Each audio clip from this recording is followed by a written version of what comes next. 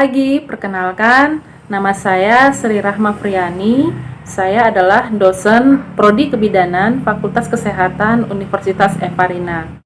Pada hari ini, saya akan menjelaskan mengenai mata kuliah yang saya ampu di Prodi Kebidanan Fakultas Kesehatan Universitas Evarina. Mata kuliah asuhan kebidanan nifas dan menyusui adalah mata kuliah yang sering saya bawakan. Mata kuliah ini berbobot 2 SKS dengan tatap muka 1 kali seminggu dalam waktu 100 menit setiap pertemuan. Mata kuliah ini terdiri dari teori dan praktek dalam bentuk penyampaian materi tentang konsep dasar asuhan masa nifas, proses laktasi dan menyusui, respon orang tua terhadap bayi baru lahir, perubahan fisiologis pada masa nifas, kebutuhan dasar ibu masa nifas, asuhan masa nifas normal, tindak lanjut asuhan nifas di rumah, deteksi dini komplikasi pada masa nifas dan penanganannya, serta pendokumentasian asuhan. Sebelum saya menjelaskan lebih lanjut tentang teknik pembelajaran saya, terlebih dahulu saya akan menjelaskan deskripsi singkat mengenai luaran yang diharapkan mata kuliah asuhan kebidanan nifas dan menyusui. Pada mata kuliah ini, mahasiswa diajak untuk mempelajari dasar-dasar asuhan kebidanan nifas dan menyusui secara konseptual. Pembahasan pada materi ini memberikan gambaran tentang bagaimana bidan dalam memberikan asuhan kebidanan nifas dan menyusui secara filosofis, memenuhi model asuhan kebidanan yang utamanya itu berpusat pada ibu atau woman center, serta menerapkan prinsip dan praktek asuhan kebidanan. Asuhan kebidanan pada masa nifas dan menyusui merupakan bagian dari kompetensi utama seorang bidan. Masa nifas dan menyusui merupakan komponen dalam daur hidup siklus reproduksi seorang perempuan. Bidan mempunyai peran penting dalam memfasilitasi dan memberikan asuhan yang aman dan efektif, memberikan pendidikan kesehatan, dan melakukan penata laksanaan asuhan kebidanan. Capaian pembelajaran dalam mata kuliah ini adalah mahasiswa mampu menjelaskan konsep dasar asuhan masa nifas, menjelaskan mengenai proses laktasi dan menyusui, menjelaskan respon orang tua terhadap bayi baru lahir, menjelaskan perubahan fisiologis pada ibu masa nifas, kemudian mampu menjelaskan proses adaptasi psikologis pada ibu masa nifas, kemudian menjelaskan kebutuhan dasar ibu masa nifas, menjelaskan asuhan masa nifas normal, tindak lanjut asuhan nifas di rumah, menjelaskan deteksi dini, komplikasi pada masa nifas dan penanganannya, serta mampu melakukan pendokumentasian asuhan. Sistem pembelajaran dalam mata kuliah saya menggunakan sistem sinkronus, yaitu tatap muka dan tatap maya. Metode pembelajaran yang saya gunakan adalah metode ceramah, diskusi, belajar terstruktur, dan mandiri, serta kolaboratif. Nah, untuk meningkatkan interaksi antara dosen dan mahasiswa di perkuliahan, saya selalu melakukan diskusi. Nah, diskusi mengenai berbagai jenis kasus kebidanan, khususnya mata kuliah askep nifas dan menyusui, baik daring maupun luring, dalam pembelajaran dilakukan untuk meningkatkan interaksi antara dosen dan mahasiswa, karena dengan diskusi, atau tanya jawab, dosen dapat memancing atau merangsang mahasiswa untuk berpikir kritis, kemudian mahasiswa dapat mengutarakan pendapatnya, serta merefleksikan pengalaman klinisnya selama berpraktek. Nah, kemudian dalam pembelajaran saya juga menggunakan metode kolaboratif, di mana mahasiswa saya bagi menjadi beberapa kelompok, kemudian saya memberikan kasus kebidanan, setelah itu mereka akan mendiskusikan kasus kebidanan yang saya berikan, kemudian mereka akan mempresentasikan hasil diskusi mereka di ruangan Zoom meeting. Dalam perkuliahan saya ada beberapa saluran komunikasi yang saya gunakan.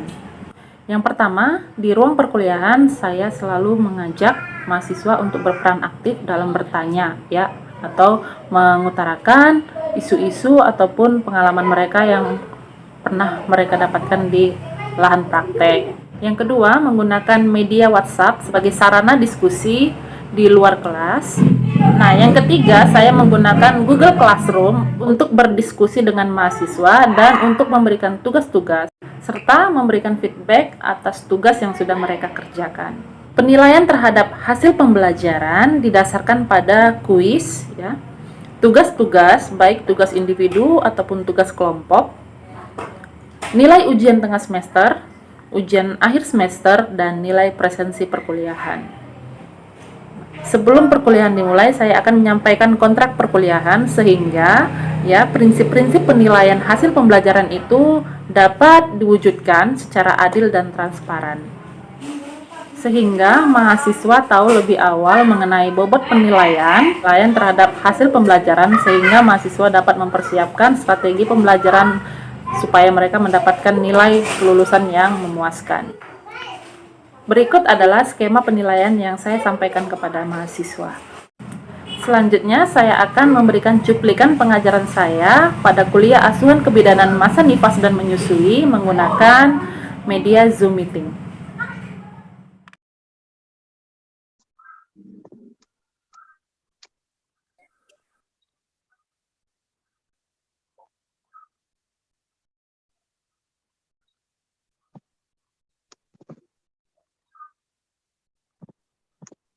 Sudah muncul recordingnya? Sudah, Bu, sudah. Oke. Selamat pagi semuanya. Gimana kabarnya hari ini? Pagi, Bu. Pagi, Bu. Sehat, Bu. Ya, semoga kita semua dalam keadaan sehat ya. Pada pertemuan kali ini kita bertemu lagi pada perkuliahan asuhan kebidanan nifas dan menyusui. Dan pada kali ini topik pembahasannya adalah mengenai kebutuhan dasar pada ibu nifas. Oke, sebentar saya akan share screen materi perkuliahannya.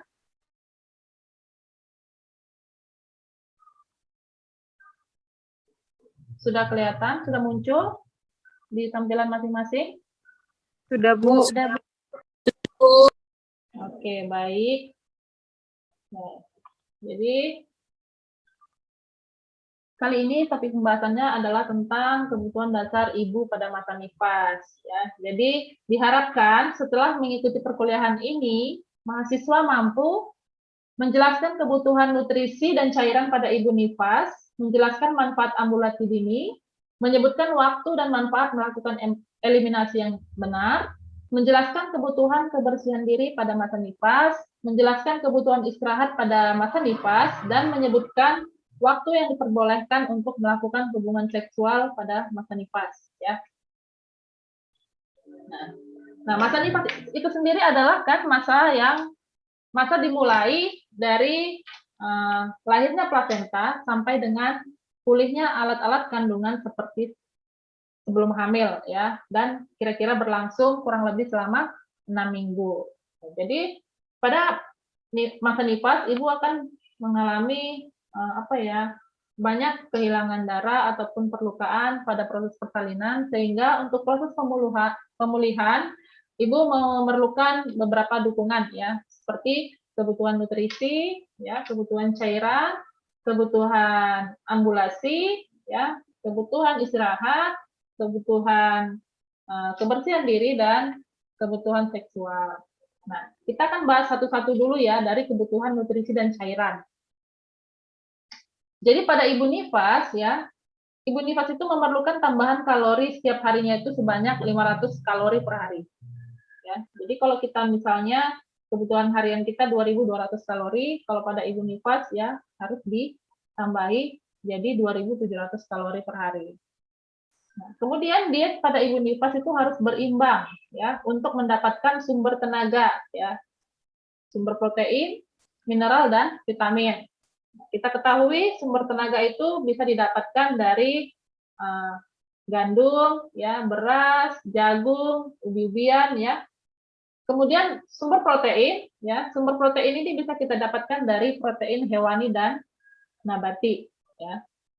Dan untuk vitamin dan mineral ini kita bisa memperolehnya dari sayur dan buah-buahan, ya, baik dalam bentuk suplemen, ya. Kemudian untuk kebutuhan cairan ya, ibu sedikitnya minum itu adalah 3 liter per hari. Ya. Dan kebutuhan pil zat besi sedikitnya selama 40 hari pasca persalinan. Ya. Karena kita diketahui setelah persalinan ibu akan banyak kehilangan darah. Ya. Dan setelah melahirkan pun dalam merawat bayinya ibu sering begadang ya kan sampai malam. Ya, jadi ibu akan memerlukan pil zat besi sedikitnya selama 40 hari pasca persalinan ya. Kemudian untuk vitamin A, ya, kebutuhan ibu minum kapsul vitamin A adalah 200.000 unit, ya. Dan hindari makanan yang mengandung kafein atau nikotin. Jadi inilah ya beberapa kebutuhan nutrisi dan cairan pada ibu nifas. Selanjutnya kebutuhan ambulasi. Jadi ambulasi ini adalah ya upaya seorang ibu ya, upaya ibu nifas untuk melakukan latihan berjalan, latihan duduk dan berdiri ya. Jadi pada ibu nifas 2 sampai 12 jam postpartum dan pada ibu postseksio cesaria yaitu 12 jam setelah postseksio cesaria, ibu dapat melakukan latihan miring ke kiri atau ke kanan, kemudian latihan duduk, berdiri dan berjalan ya. Jadi manfaatnya ini adalah manfaat ambulasi ini adalah mempercepat pengeluaran lokea ya. Yang kedua, dapat mempercepat membalikkan tonus otot dan vena, mengurangi insiden tromboembolisme. Ya. Tromboembolisme itu adalah proses pengeluaran gumpalan darah ya yang menghambat pembuluh darah. Nah, saya mau review kembali ya untuk ini lokea ya. Ada yang ingat nggak mengenai jenis-jenis lokea ya? Jenis lokea itu ada berapa dan apa saja? Coba. Ada 4, Bu. Ya, apa aja itu? Yang 4 itu? Ada rubra, sanguinolenta, serosa, dan alba. Ciri-cirinya, kalau rubra warna darahnya merah kehitaman, sanguinolenta sisa darah yang bercampur dengan lendir. Kalau serosa dia berwarna kuning kecoklatan, dan kalau alba lendirnya lendir berwarna putih. Oke, baik ya. Jadi benar ya, jenis lokea itu ada 4. Selanjutnya, kebutuhan eliminasi ya, baik berkemih dan defekasi. Jadi kebutuhan berkemihnya, ibu harus berkemih dengan spontan dalam 6 sampai 8 jam postpartum ya. Jadi kita harapkan ya ibu sudah melakukan berkemih dalam 6 sampai 8 jam postpartum. Dan diharapkan setiap berkemih ya urin yang keluar itu sedikitnya 150 ml. Ya. Untuk wanita yang tidak bisa berkemih ya, bidan memberikan motivasi dan jika diperlukan kita melakukan kateterisasi. Untuk kebutuhan defekasi, jelaskan tentang upaya menghindari konstipasi ya. Jadi contohnya kita lakukan penyuluhan ataupun kita berikan pendidikan kesehatan kepada ibu bagaimana cara untuk menghindari konstipasi seperti banyak mengkonsumsi makanan yang kaya serat ya, banyak minum air putih, air hangat ya. Kemudian jika diperlukan kita memberikan obat pelunak tinja ya atau suppositoria ya. Kemudian kita sampaikan program pemulangan pasien lebih dini. Selanjutnya untuk kebersihan diri atau kebersihan perineum ya.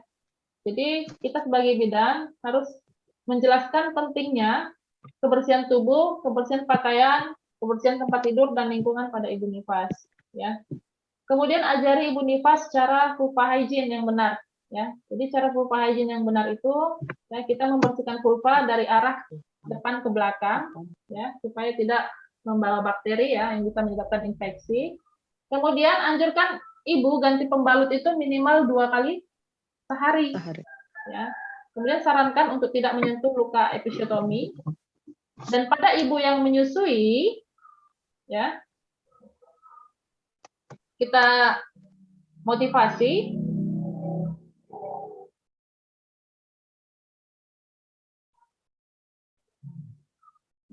pada ibu yang menyusui kita berikan motivasi untuk kebersihan payudara serta perawatan payudaranya. Ya. Nah, sampai di sini ada yang mau ditanyakan?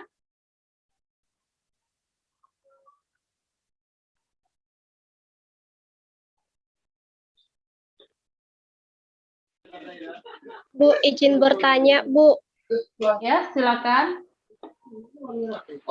Bu, kalau misalnya kita menemukan pasien Ibu nifas yang mengalami bendungan ASI, gimana cara tata pelaksanaan untuk mengatasinya ya, Bu? Oke, baik. Terima kasih ya Yuli atas pertanyaannya. Ya, jadi diketahui kan bendungan ASI itu, tolong di unmute dulu ya mic-nya di unmute supaya tidak ribut. Ya, sudah. Jadi kita diketahui kan bendungan ASI itu merupakan terhambatnya saluran ASI ya, saluran ASI yang terhambat. Jadi cara penata laksanaannya ya dengan melakukan perawatan payudara seperti mengompres payudara dengan air hangat, ya. Kemudian kita bersihkan puting payudara. Selanjutnya kita lakukan masase lembut pada payudara, ya, untuk melancarkan saluran ASI. Kemudian dengan sering menyusui bayi, ya, itu juga akan merangsang produksi ASI yang banyak, ya. Jadi semakin sering kita menyusukan, ya, maka produksi ASI juga akan lebih banyak, ya. Jadi kira-kira begitu penata laksanaannya, Yuli. Cukup, Bu. Terima kasih. Kita lanjutkan ya. Selanjutnya adalah kebutuhan istirahat, ya. Nah, kebutuhan istirahat ini juga sangat diperlukan ya untuk membantu proses involusi uterus, kemudian untuk mengurangi perdarahan, mencegah mempercepat pengeluaran ASI dan mencegah depresi postpartum ya. Anjurkan untuk istirahat cukup pada ibu nifas untuk mencegah kelelahan. Kemudian sarankan pada ibu nifas untuk melakukan kegiatan rumah tangga secara perlahan-lahan. Ya, pada ibu yang menyusui dan sering terbangun di malam hari, anjurkan untuk mengambil masa istirahat pada siang hari, ya, atau beristirahat pada saat bayi tidur. Selanjutnya untuk kebutuhan seksual, ya. Jadi secara fisik, ya, ibu nifas itu aman untuk melakukan hubungan seksual apabila secara fisiologis darah merahnya itu telah berhenti. Kemudian secara simulasi, ibu dapat memasukkan 1 atau 2 jari ke dalam vagina tanpa rasa sakit atau rasa nyeri.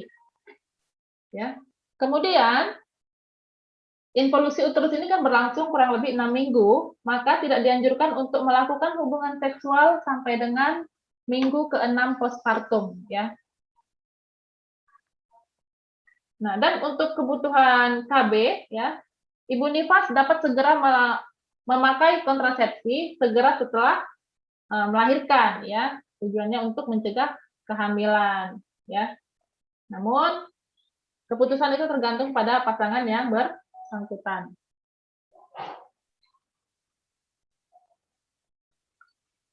Nah, sampai sini jelas materi yang saya sampaikan? Jelas, Bu. Jelas, Bu. Baik. Selanjutnya saya akan memberikan kasus ya, contoh kasus. Nah, saya akan membagi kalian dalam beberapa kelompok. Nah, kalian akan mendiskusikan kasus ini. Nah, setelah kalian diskusikan, nanti kalian akan presentasikan kasus ini di ruang Zoom meeting ya, untuk pertemuan berikutnya. Nah, selanjutnya kita evaluasi hasil pembelajarannya ya. Ini kuis, ada 5 kuis. Mengevaluasi materi pembelajaran yang saya sampaikan. Ya. Jadi yang pertama, berapakah jumlah kalori tambahan yang harus dikonsumsi oleh ibu nifas yang menyusui? Jawabannya?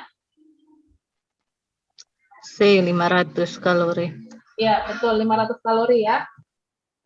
Soal yang kedua, sumber tenaga sangat dibutuhkan oleh ibu menyusui. Salah satu fungsi dari karbohidrat adalah?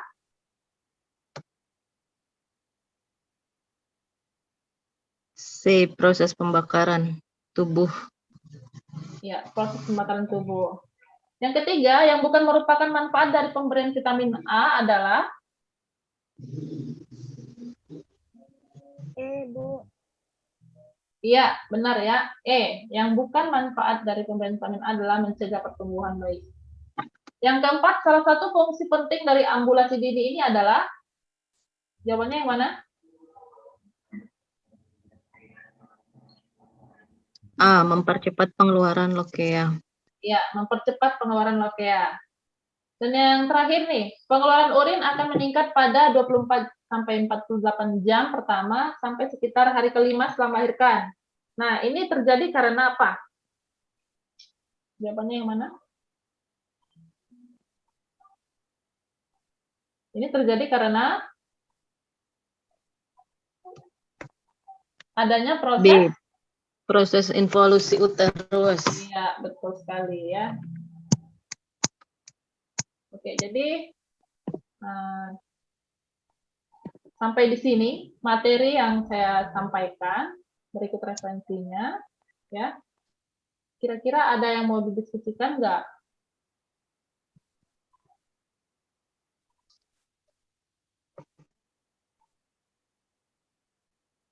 Sudah jelas mengenai materi yang saya sampaikan? Sudah, Bu. Oke, baik. Jadi, sekian ya. Sampai di sini dulu materi yang saya sampaikan. Ya, kita bertemu lagi pada pertemuan berikutnya. Ya, semoga kita dalam keadaan sehat selalu. Tetap patuhi protokol Amin. kesehatan, ya. Dan untuk absen ya, jangan lupa untuk absen dan mengumpulkan tugasnya ya, mengumpulkan hasil Ya, Bu. diskusinya ke WhatsApp ya, ke grup WhatsApp. Oke, baik. Sampai di sini dulu pertemuan kita ya. Sampai ketemu di pertemuan berikutnya. Selamat pagi. Pagi, Bu. Pagi, Bu. Terima kasih, Bu. Sama-sama. Ya, Bu. Oke.